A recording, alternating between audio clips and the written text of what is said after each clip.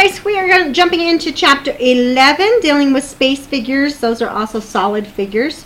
I don't know what the date is, so we'll worry about that. So by the time we're done today, we should be able to recognize polyhedra and their parts and be able to visualize cross sections of space figures. So let's quickly recall earlier in the year we dealt with nets.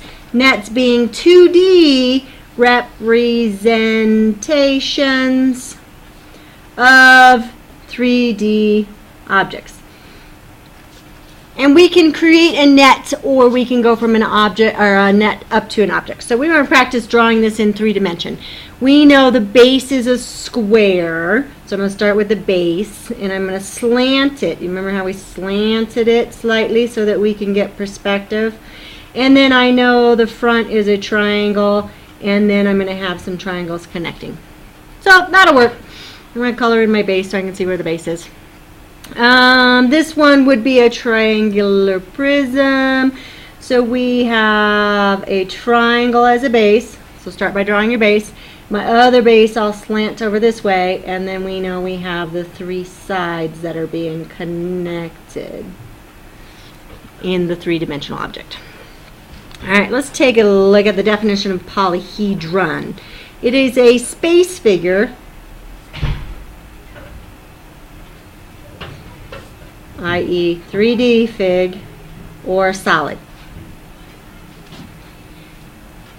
whose surfaces are polygons. So if we're taking a look at this rectangular prism here, we can identify parts of it, and these would be called faces. It's every side is a face. So in this case, 1, 2, the bases, and then I have 4, so I have a total of 6 faces. So any side is a face. Edges, that would be an edge, formed by intersecting sides or faces. I should call that faces. When my faces intersect, 2 planes intersect, they form a line. That's the edge of my polyhedron. And then we have vertex, point, where those edges we just found meet. So you're going to need to be able to identify vertex, edge, and face. Okay? Let's see if we can identify some of those. Polyhedron, we already said this was a rectangular prism, just for FYI. We can count the number of faces. I got 2 bases, I've got 2, and I know I have 4 sides. So that's a total of 6. Vertices are where they intersect, so I'm going to go and put the vertices as I count them so that I don't mess up how many I have. I got 1, 2, 3, 4. I also see 5, 6, 7, and 8. So there's 8 vertices as well. And the number of edges. If you just trace your edges, you won't miss counting those either. That's 1, 2, 3, 4, 5, 6, 7, 8, 9, 10, 11, and 12. So I just went back and retraced them. So 12. This is a tetrahedron. Also a pyramid. So let's see, how many faces do I have? I know it's a square base, so I'm going to have 4 of these triangles plus the base, so that's 5. Vertices, I got 1 intersection, 2, 3, 4, 5 vertices. And edges, just trace over your figure. 1, 2, 3, 4, 5, 6, 7, and 8. I have 8 edges. Who the heck knows what that's called? Cheese wedge. I know I have a rectangular base here, and then I have a 4 and a 5 and 6 and what? 1 in the back, 1 on the bottom, that's 2, 1 on the top, that's 3, 1 in the front, 1 in the back, that's 5. So So sometimes faces in a three-dimensional figure can get a little tricky on finding them. So just keep making sure you're kind of looking at, okay, wait, what seems reasonable? Double check this. And vertices 1, 2, 3, 4, 5, 6, 6. I got 6 of them. And then retrace to find your edges. 1, 2, 3, 4, 5, 6, 7, 8, 9. 9. This is a fun one. We have a convex polyhedron. We have faces. 1, 2, this back one over here, 3, 4 on the bottom, 5, 6. But don't forget, I got this one in the front, 7, and the one in the back, 8. Vertices, that's just where they intersect points. 1, 2, that's an intersection point down there too. That's 3, 4, 5, 6, 7, 8, 9, 10. Oh, there's one back here, 11 and 12.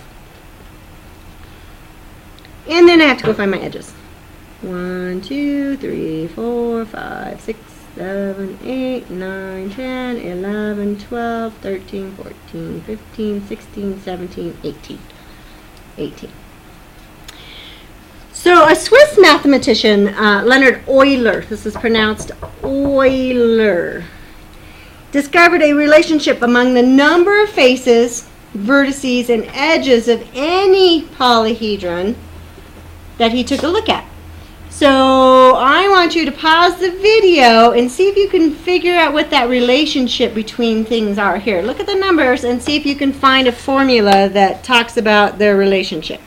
All right, any of you have any luck finding any patterns of stuff that's going on here? Initially when I was looking at this, I said, okay, well this is +2 and this is +4, so maybe, but no, there's +0 here and a +3, so that didn't work. So then I started playing with these numbers. I found 6 plus 8 is 14, but that doesn't match 12. But wait a minute, what's 5 plus 5? That's 10.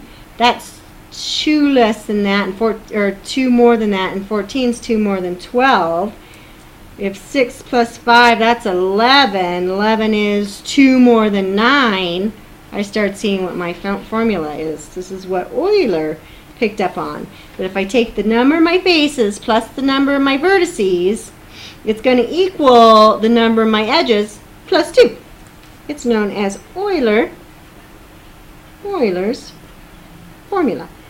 Mr. Euler found lots of stuff. He's got Euler's theorems, he's got all kinds of mapping stuff, all kinds of fun stuff. So Euler's formula is the number of faces plus the vertices should equal the number of edges plus 2. You should pause the video and complete those 2 problems. Alright, let's see. You should have found 12 faces and 30 edges, I believe. So I will check those with you. Make sure you do the work and find those, please. Euler's formula also works in 2 dimensions or with nets instead of 3 dimensions. But we got to tweak the formula a little bit, just a little bit. We still have faces. Those are regions when we're talking about 2-dimensional spaces. So we can still count our regions. Vertices are still the intersection points, so we can still count up our vertices here. And then edges are still edges, but if I were to fold this up into a 3-dimensional figure, these 2 edges would be the same edge.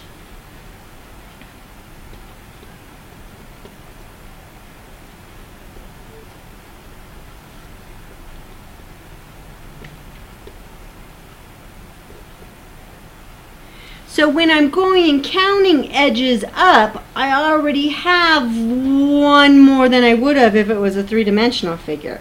So instead of adding 2, I only need to add 1. So in 2-dimensional or net space, Euler's formula works. We just have to adjust for this double counting already of this edge. So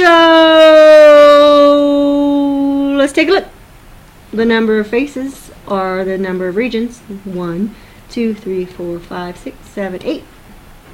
1, 2, 3, 4, 5, 6, 7, 8. Okay, so faces equal 8 plus the vertices.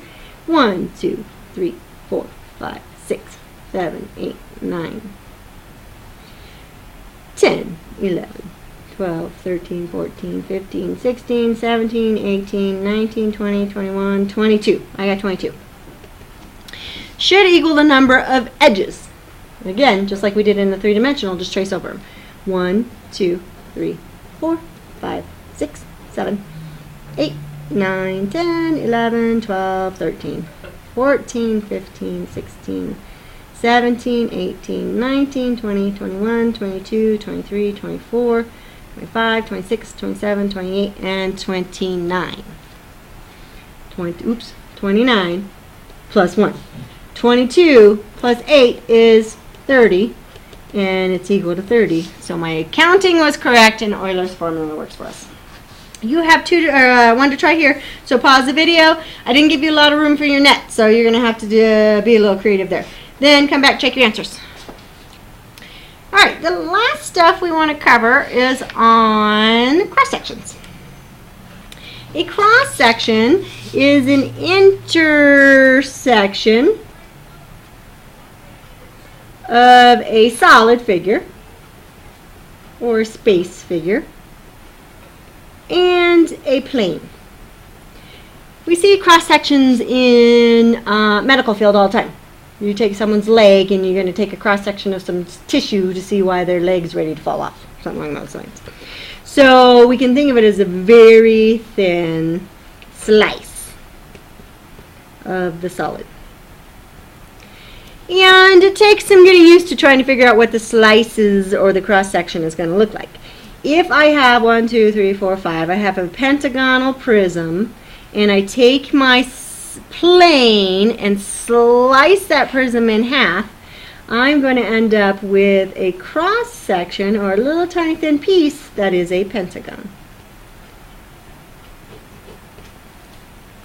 If I take a sphere and I make a cross-section, I slice the top of the sphere in half and I end up with a circle. If I take a cylinder and I cross-section that cylinder, I end up with a rectangle. I have a triangular prism. The cross-section in my triangular prism is a triangle. You have a couple below to try, and then we will see you in class tomorrow.